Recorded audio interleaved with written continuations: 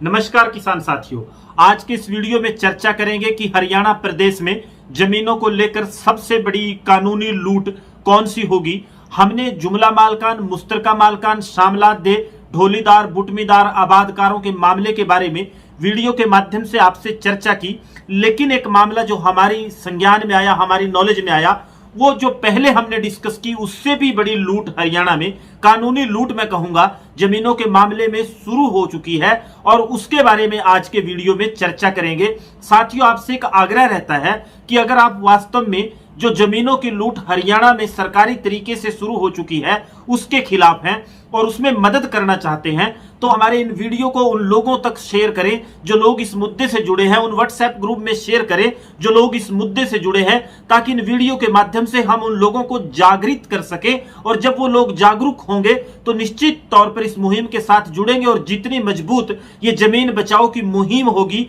उतनी जल्दी इन जमीनों को सरकार के चंगुल से हम छुड़वा कर किसानों के हल के नीचे रखने में कामयाब साथियों होंगे। अगर आप वास्तव में ढोलीदार, बुटमीदार, मुकर्रीदार, आबादकार, जुमला मालकान, मुश्तरका मालकान या शामलात दे की जमीनों में जरा भी मामले में रुचि रखते हैं, तो हम जो ये वीडियो आज बना रहे हैं जिस विषय पर, इसको आप एक तो पूरा देखें और दूसरा इसको हर एक उस किसान तक, हर एक उस ग्रुप तक जो इन जमीनों के मामले में इंटरेस्टेड है, इनसे जुड़ा है या रुचि रखता है और वास्तव में इस लूट के खिलाफ है, तो वहां तक इस वीडियो को शेयर कर पहुंचाएं। क्योंकि आज जिस लूट के बारे में बात करेंगे वो जुमला मालकान, मुश्तरका मालकान, शामलात दे के जो मामले हैं उनमें सबसे बड़ा मामला है। साथियों, हमने एग्जम्पशन क्लॉज के माध्यम से आपको बताया था कि section 2G Punjab village common land regulation act 1961 as applicable to Haryana, कि जैसा ये हरियाणा में लागू होता है उसमें 2G में ये बताया गया है कि कौन कौन सी जमीनें शामलात दे की होंगी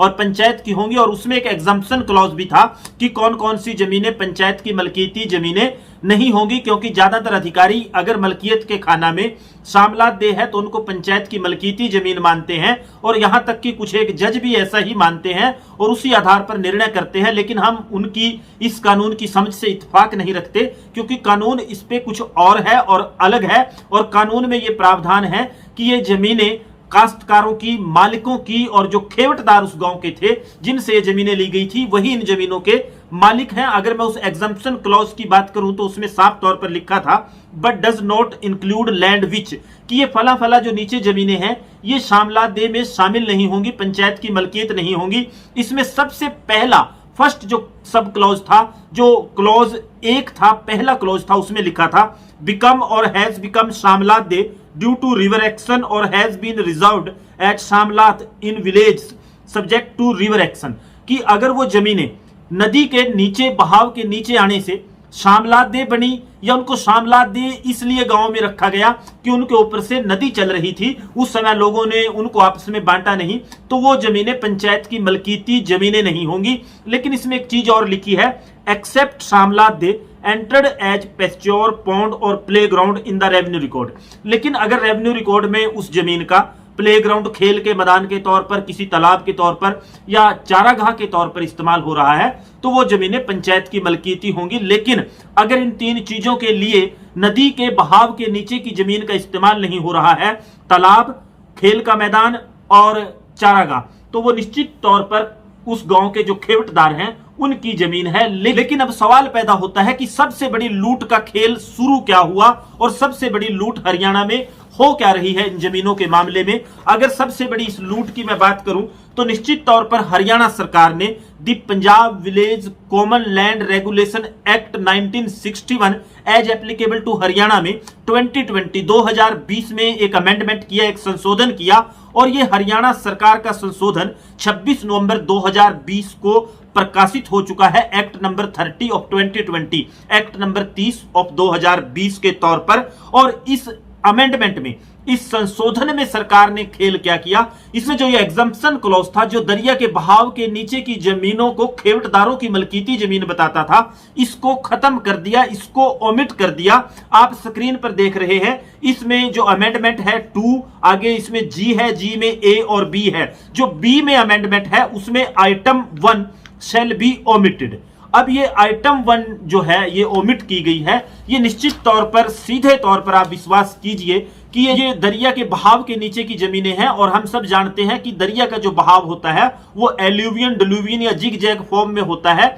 और इस कारण इन जमीनों को सामलात रखा गया। आप यमुना का एक उदाहरण लें, यमुना हरियाणा से नदी बहती है। अगर यमुना एक बार हरियाणा की तरफ 2 किलोमीटर आ जाएगी और शायद 2 साल बाद 2 किलोमीटर उत्तर प्रदेश की तरफ चली जाए तो उनके नीचे की जो जमीनें थी वो काश्तकारों की, किसानों की या खेवटदारों की जमीनें थी। लेकिन निश्चित तौर पर इस अमेंडमेंट के बाद जो कानूनी प्रोटेक्शन लोगों को, खेवटदारों को, किसानों को मिलती थी कि एग्जम्पशन क्लॉज के मुताबिक ये जमीनें सरकार की नहीं है, पंचायत की नहीं है, बल्कि लोगों की है, वो खत्म हो जाएगी और ये कानूनी लड़ाई में आपको एक बहुत बड़ा नुकसान होगा। इसीलिए मैं आपसे कह रहा था कि जुमला मालकान, मुश्तरका मालकान, शामलात के जो मामले हमने आपके साथ डिस्कस किए उनमें हमारा एक अनुमान था कि 2 लाख एकड़ के करीब हरियाणा में जमीन होगी। लेकिन ये दरिया के नीचे की जमीन जब इसमें जुड़ेगी, मेरा ऐसा अनुमान है कि 5 लाख एकड़ के करीब जमीन का यह मामला हरियाणा में होगा। अगर आप खेती किसानी से जुड़े हैं और आपके गांव के आसपास से कोई नदी बहती है, कोई दरिया बहता है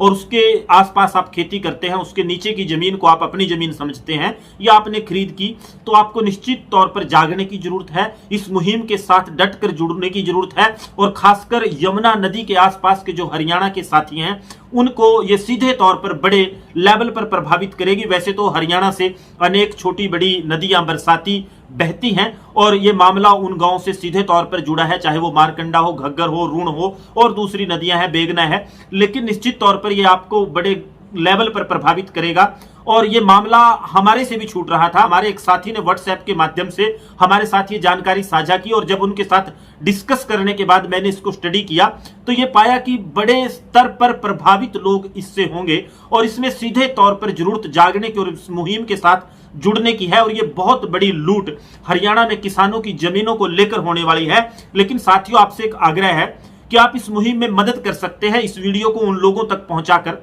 जो सीधे तौर पर इन मामलों से प्रभावित होंगे। और जितने लोगों तक ये वीडियो, ये संदेश पहुंचेगा वो देखेंगे, जागरूक होंगे और जैसे ही जागरूक होंगे इस मुहिम के साथ जुड़ेंगे और ये मुहिम अगर मजबूत होगी तो 1 इंच जमीन शायद सरकार आपसे ना ले पाए। लेकिन अगर आप सोते रहे, नहीं जागे, आप ये मदद भी कि व्हाट्सएप ग्रुप में जो किसानों से जुड़े हैं या इस मुद्दे से जुड़े हैं और जो लोग जुड़े हैं उनके साथ इस वीडियो को शेयर करें। कम से कम इतनी मदद आप कर सकते हैं उन लोगों को जागरूक करने में, एक प्लेटफॉर्म पर आने में। आपसे संक्षेप में बात करूं तो सेक्शन 2G में जो एग्जम्पशन क्लॉज था जिसके मुताबिक दरिया के नीचे की जमीन पंचायत की मलकीती जमीन नहीं थी, उसको हरियाणा सरकार ने 2020 के इस अमेंडमेंट के माध्यम से खत्म कर दिया और इसके खत्म होने के बाद लाखों एकड़ जमीन एक बार फिर सरकार के पास चली जाएगी, पंचायतों के पास चली जाएगी या पंचायतों के माध्यम से सरकार के पास चली जाएगी। आपको जागरूक होकर इस मुहिम के साथ जुड़ने की जरूरत है ताकि इस मुद्दे को जोर शोर से उठाकर सरकार को बताया जा सके कि किसान अपने हक के नीचे की जमीन किसी भी कीमत पर